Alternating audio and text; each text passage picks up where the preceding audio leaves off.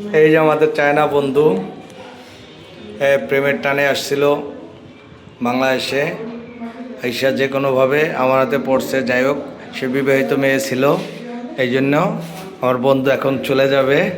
বন্ধুরে বিদায় দিতে যাইতেছি। এই যে গাড়ি। বন্ধু কেমন লাগলো? Good good. সে খুব খুশি।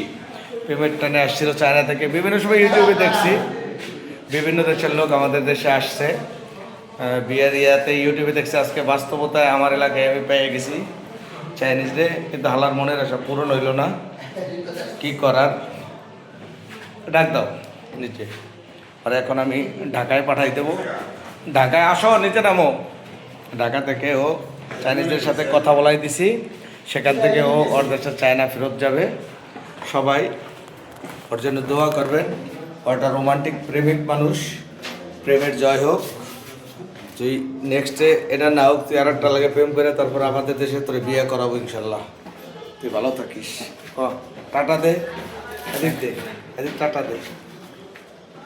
হ্যাঁ ঠিক আছে।